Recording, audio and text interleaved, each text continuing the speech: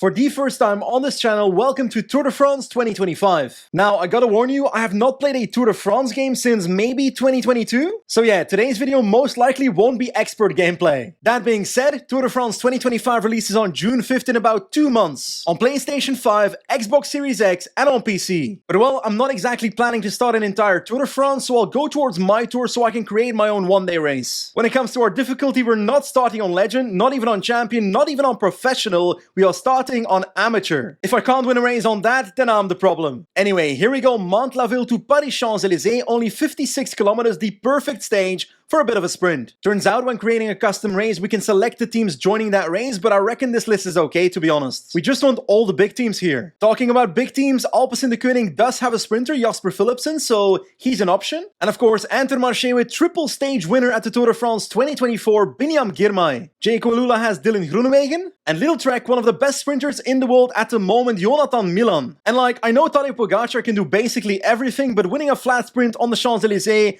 probably not. Especially when I'm controlling him. At the moment, it shows Casper Pedersen as the leader of Soudal Quickstep, but we all know Tim Merlier is gonna be the sprinter there. And that is a team I'll be playing with. Do you want to alter your team before the start of the race? Yes, otherwise I have to sprint with Casper Pedersen, so let's change that. Remco Evenepoel, Mikel Landa, Van Wilder, we've got Paddy Panther, Van Zevenand and Vervaeke, so bit of a climbers team. Let's go ahead and hashtag free Landa. Let's bring Tim Merlier in instead. And if we take a look at real life cycling, every single race that Merlier goes to, Bert van Lerberghe also goes to because he's his pilot. So let's take him as a lead out. Now, I'll be honest here. I could take 2-3 more lead out riders, but at the end of the day, I don't know how to set up a lead out train in this game. So I think I'll just try to control Merlier with Van Lerberghe protecting him. So that's my strategy. Anyway, short flat stage on the Champs-Elysees. We know the drill. Let's begin. There we go. The race has begun, riding into Paris as we speak. We've got riders already attacking. I'm not going to do that. The Eiffel Tower on the right side of the road. We've got beautiful trees. The graphics engine is doing its work.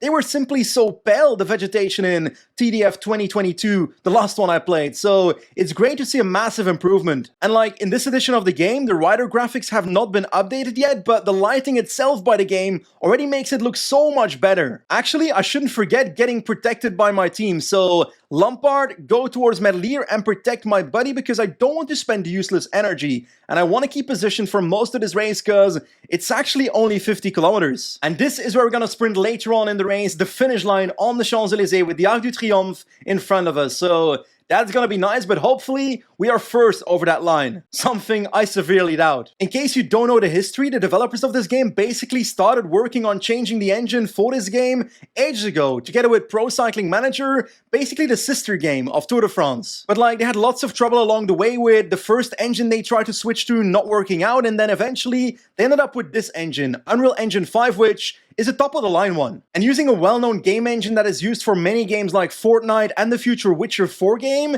that means a lot because it means that this game engine will be supported in the future, and that kind of means the sky's the limit when it comes to this game, as the developers will be able to iteratively update the game along the way. In terms of graphics, that is. Anyway, 23 kilometers to go. On the left, we can see that there's a group with Bram Welton 1 minute ahead, but these other teams will take care of that. I'm trusting them to control the breakaway. I'm waiting, and Bert will come to me later, and we're gonna have the best lead out the world has ever seen. It's gonna be so shameful if I lose on amateur difficulty. Anyway, I am in a pretty great position, so I'll do some admin once again. I'll get Bert van Lerberghe to protect me now, because he's my man to do this, not Yves Lampard. So there we go. He should be coming to me pretty soon. Oh snap, small split in the peloton with Philipsen off the front, but the break still has 1 minute 20, so peloton has to find a way to close that. They gotta keep pushing. Is there a way I can control my team to go to the front and absolutely smash it? Yes, tempo 100%, 110. Okay, 110 is the hardest, so Pedersen can do that. We'll do the same with the likes of Lampard. Where can I do that?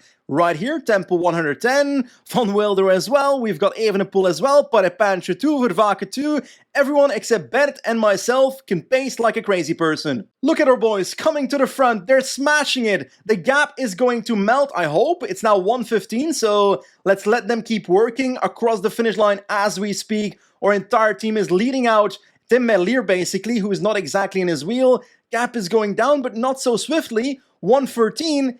8 riders is quite a solid breakaway. On the left side, it looks like we've got a split in the breakaway, so looks like they're falling apart. Hopefully that continues. 108 is the gap with 8.8 kilometers to go. They might win this race, to be honest.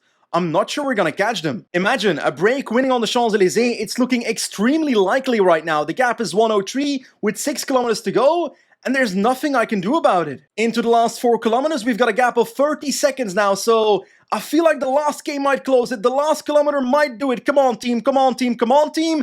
Bert van Lerbergen leading us out into the final 3 kilometers in the wheel of Yves Lampaert. Come on, Bert. Come on, Yves. Keep going, keep going, keep going. 2.8 kilometers to go. Do I have to go early? I might have to go early. It feels like the break is falling apart, so I don't think I'll have to. I'll be doing the sprint from the front, which that was not exactly the plan, but I'll happily do it. Last 1.7 kilometers, let's worm my way through these breakaway riders. 1.5k to go. Let's take the inner line into this corner. We've got no one in our wheel. Last kilometer, come on. We gotta get towards them. We gotta get towards them. Amateur difficulty feels like it's too easy, but I'll happily do it. Tim Merlier to the line. There goes Tim Merlier. Takes the victory on the Champs-Elysees. There we go, by a decade in front of the others. Okay, I feel like I need to up the difficulty. Look at our boy on the Tour de France podium on the Champs-Elysees.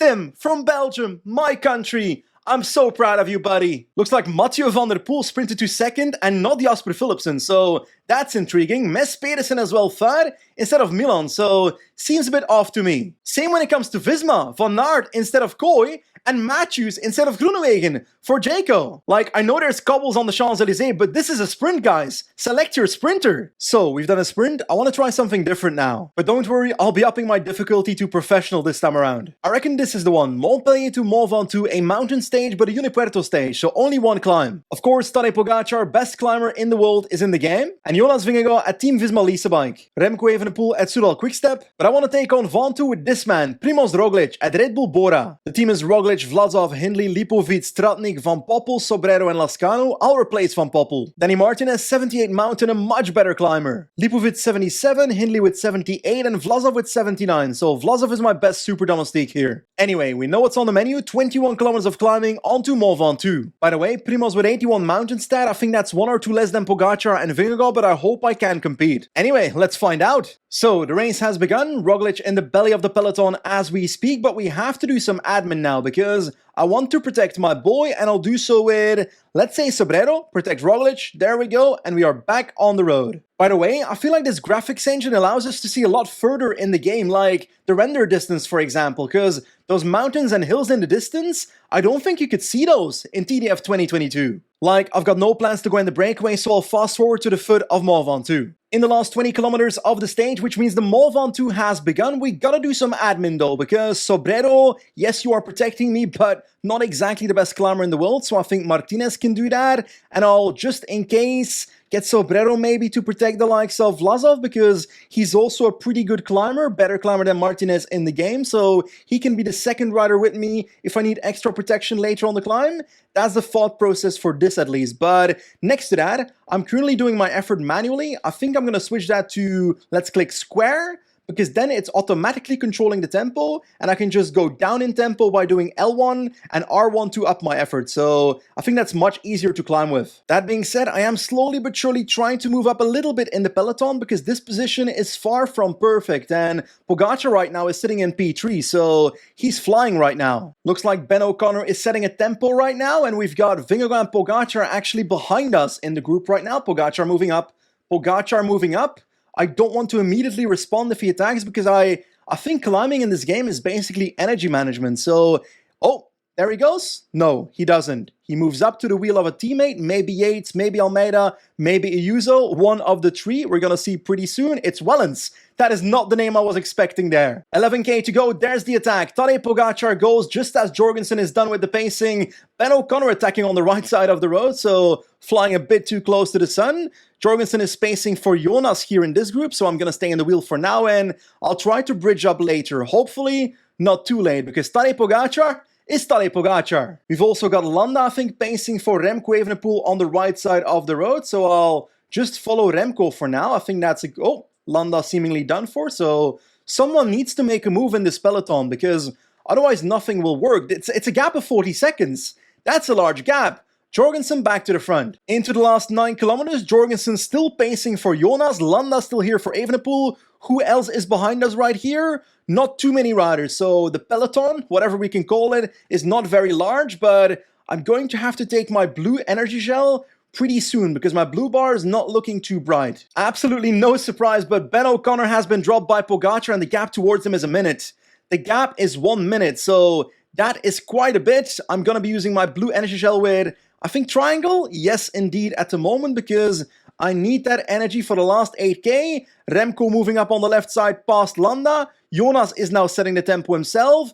Gap is down to 50 seconds, so we are closing in a little bit now. Like, boys, what is the plan here? Are you just gonna sit in my wheel as I drag you up this mountain, Remco? Jonas? Carlos Rodriguez, who almost hits a spectator there?